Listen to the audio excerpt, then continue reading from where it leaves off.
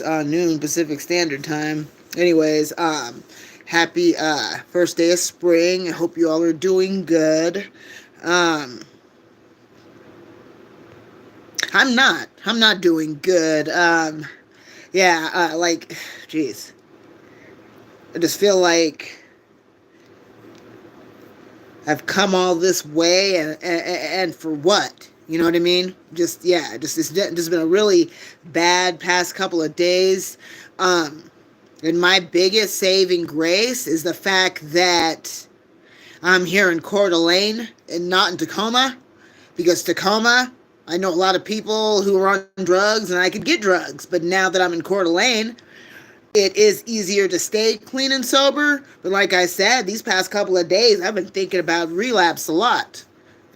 And I've been clean and sober for almost 6 years.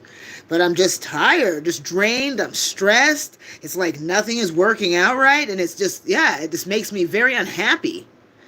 I mean, I wake up every morning and my stomach hurts and I feel just horrible. I mean, like, how is that even? I mean, it doesn't make any sense. I've been clean and sober for almost 6 years. Shouldn't I be happy? Well, not even necessarily happy, but shouldn't I have satisfaction and contentment in my own life? You'd think, but yeah, sadly, no.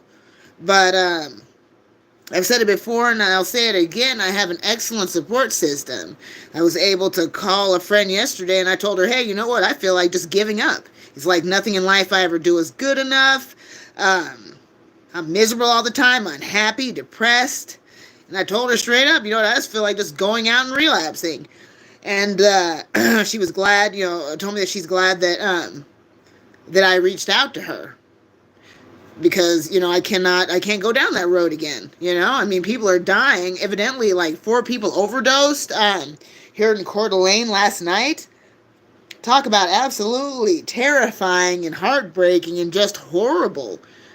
I mean, the last time I even did any drugs, that was 2019. And I don't think they were putting, I don't think they put any fentanyl in what I was using, because, heavy into the meth back then. But I don't think they were doing that back then, but now they are. It seems like every drug out there, is laced with fentanyl, and that's like your heroin, meth, weed.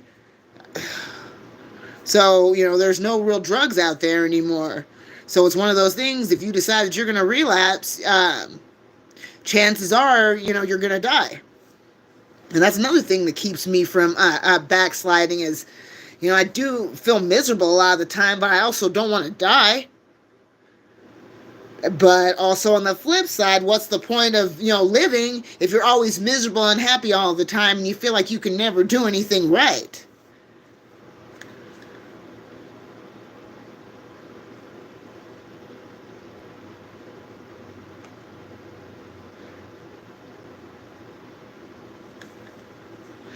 And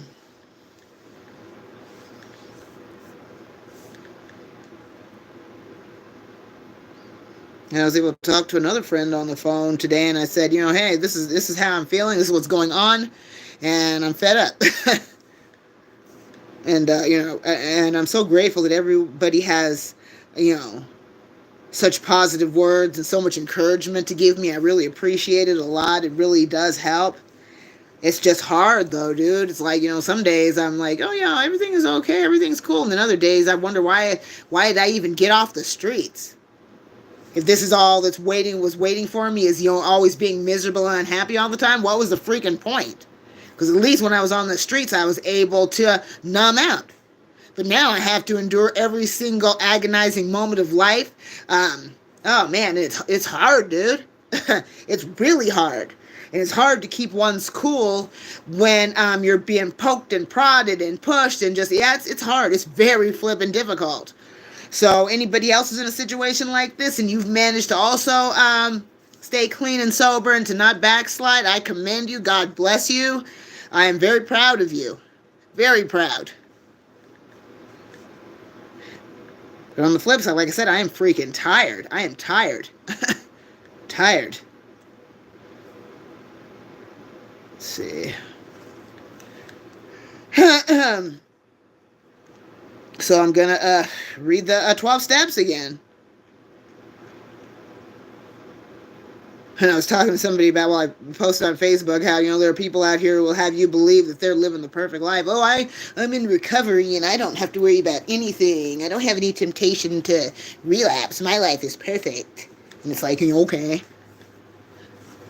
You keep telling yourself that. People want to put on this brave face like everything is awesome because they're afraid of being judged if they keep it real. Now, with me, I don't care. We're on this planet for a very short amount of time. And if I'm worried about somebody saying, oh, well, look at her, she could be doing better, but she's not, well, maybe they should reevaluate themselves and not worry about what I'm doing. So if you can't accept people for who they are, that's on you, not them. 12 steps of Narcotics Anonymous. Number 1, we admitted that we were powerless over our addiction, that our lives had become unmanageable. Number 2, we came to believe that a power greater than ourselves could restore us to sanity. Number 3, we made a decision to turn our will and our lives over to the care of God as we understood Him. Number 4, we made a searching and fearless moral inventory of ourselves. Number 5, we admitted to God, to ourselves, and to another human being the exact nature of our wrongs. Number 6, we were entirely ready to have God remove all these defects of character. Number 7, we humbly asked Him to remove our shortcomings. Number 8, we made a list of all persons we had harmed and became willing to make amends to them all. Number 9, we made direct amends to such people wherever possible, except when to do so would injure them or others. Number 10, we continued to take personal inventory, and when we were wrong, promptly admitted it. Number 11, we sought through prayer and meditation to improve our conscious contact with God as we understood Him, praying only for knowledge of His will for us and the power to carry that out. And number 12, having had a spiritual awakening as a result of these steps, we tried to carry this message to addicts and to practice these principles in all of our affairs. So that's a good one. Well, they're all good. All the steps are good, and it's good to work them. I never have before, but since I reactivated my Journey in Recovery Facebook page, I have been kind of going over, doing a little bit of step work, which does help. And like I said, when you're having, your ups and your downs, mostly downs, it's very important, crucial that you have a strong, healthy support system. Because if you don't, then you're going to probably end up doing a bunch of things that you shouldn't be doing. I'm very grateful to God. I'm grateful to the people in my life that I'm able to call them up and say, hey, I'm really struggling right now. I'm tired. I want to give up. I am fed the freak up. You know what I mean? And they're able to speak life to me, which is a beautiful, beautiful thing. But today, I just have that, just this icky, just heavy feeling on me. And it shouldn't be like that, you know what I mean? Especially with all the hard work that I've done to, and it wasn't just me. Like I said, I had God's help, I had people's help, keeping me on the straight and narrow path. It has not been easy. That's one, one of my many sentiments is that, recovery, it's not for the weak, it's not for the faint of heart. By any means. And, I even have to literally, go back into my past and, my memories and think, dang. I remember there was a time when I was out in the rain, homeless, just screaming to the top of my lungs because I was so frustrated and I didn't know how to get clean and sober. I didn't know how to get off the streets, you know what I mean? And I prayed that I would be in a situation like I am now, clean and sober, off the streets, employed, doing a lot of different positive things, you know what I mean? So, yeah. So I try, to think positive, and yes, to give up is taking the easy way out, and life is never easy. So like they say, pick your heart. You can either have a hard life because you're working hard and you're staying clean and sober and you're taking responsibility for everything that you've done that led you to where you were. But moving up from that and doing better and better. I mean, that's hard. But then the other hard is relapsing and losing everything and ending up on the street again. So you gotta choose your hard.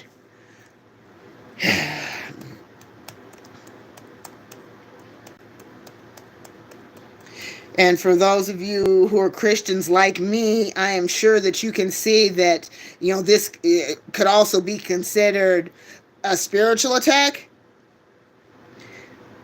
Because the enemy wants nothing more than to drag people down, especially when they're trying to do good and trying to do better in life. It's like if you're out on the streets and you're using drugs and you're screaming at traffic and something, he has you exactly where he wants you. You have no future, and in your eyes, because you're doing what you're doing, you don't feel like you have a future. You feel like, hey, I'm just going to go out here and do whatever I want. So he ain't going to bother you then. It's when you're able to be pulled up out of that gutter and to do better, get clean and sober, stay clean and sober. It's when he attacks you the most.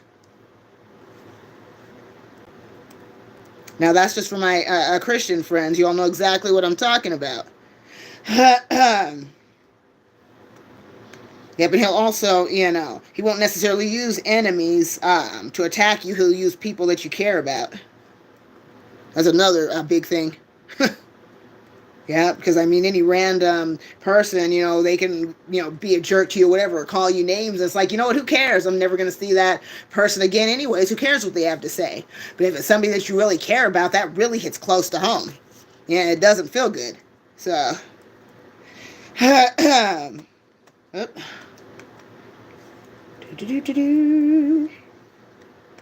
okay, trying to see what else I can read from this book really quick. It really does help to kind of, immerse myself in this. And I honestly hope that, this live gives somebody out there hope and encouragement.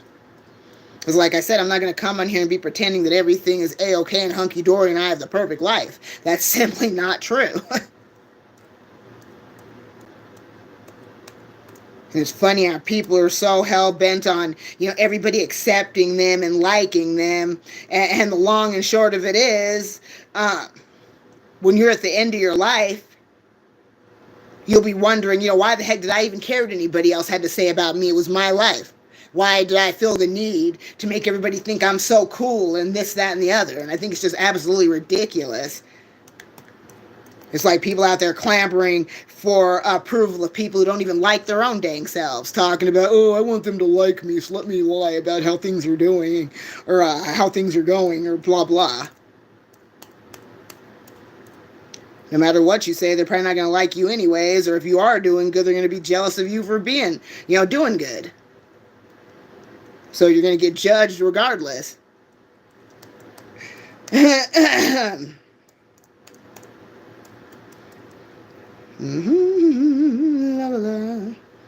right, here we go. I'll read this paragraph real quick. Recovery doesn't stop with just being clean. As we abstain from all drugs, and yes, this means alcohol and marijuana too, we come face to face with feelings that we have never coped with successfully. We even experience feelings we were not capable of having in the past. We must become willing to meet old and new feelings as they come. And yeah, that pretty much sums it up for me right now, and I know it sums it up for a lot of people in recovery. Is it's like, dang, okay, I'm having all these weird thoughts and feelings and something just doesn't seem right.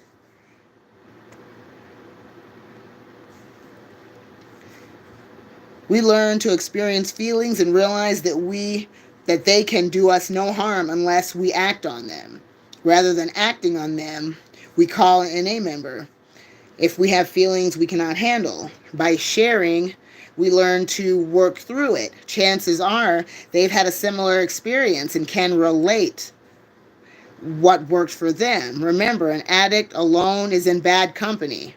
Yep, like I said, that's why I got on the phone and I was talking to some friends and I'm like, hey, check it out. This is what's going on with me. Yeah. So I'm beyond grateful for that. Whoops, what am I looking for? Oh yeah, and here's the substance abuse and addiction hotline. I like to give this number out because if you're going through it and you don't have anybody that you can turn to or talk to, call these guys. The number is 1-844-289-0879. That's 1-844-289-0879. They are available 24/7 to help you if you're struggling. And then also I was told that you can also call 211. Well, let me find out just to be sure. I don't want to be giving anybody wrong information.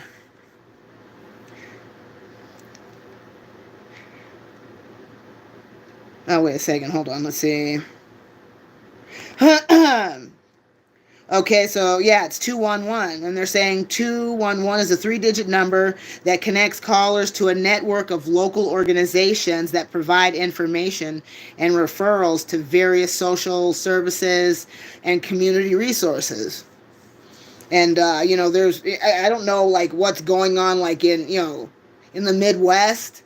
But I know that, like, on the West Coast and on the East Coast, you can contact Union Gospel Mission.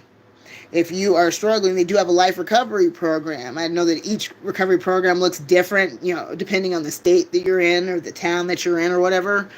But if you need resources like that, like I said, dialing 211 would be your best bet. Let's see. Let me see here. See, crisis. Okay, I wonder if it's the same. Oh, okay, here we go. And here's another one. Like if you're having thoughts of suicide, self-harm, anything like that, you can call 988, I believe. Yeah. Through the 988 Lifeline, you have access to free quality one-on-one assistance. Our skilled, judgment-free counselors are here to provide compassionate support. You deserve to feel heard and cared about anytime, anywhere, 24/7, 365.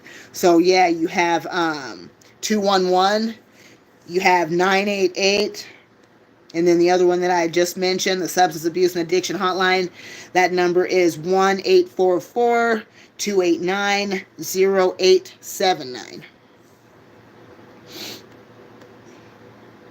What's that? Let's see here. Oh yeah, and another thing that helps is get yourself a positive hobby. Yeah, something that occupies your time, like if you're not at work or whatever, in your free time, get a hobby. I mean, some people like to put puzzles together. Some people like photography. Some people like YouTube, like me. I mean, YouTube is one of my hobbies, and so is the My Journey in Recovery Facebook page. And also, I love photography myself, and I don't travel enough to get some really, really, really spectacular shots. But I think a lot of the pictures I've taken when we've gone on vacation have been pretty nice. Now imagine what I could do with an actual camera instead of this little measly camera I have on this phone. Okay. All right. Well, I am going to go for now. I have other things to do today. Thank you for all tuning in. If you haven't subscribed to this channel, please do. Let's see. Yep. My goal is to end June with 1,000 subscribers. So if you haven't subscribed, please do. If you don't want to, at least please watch and share and like these videos. Have a great day, everyone. Once again, happy first day of spring. Bye-bye.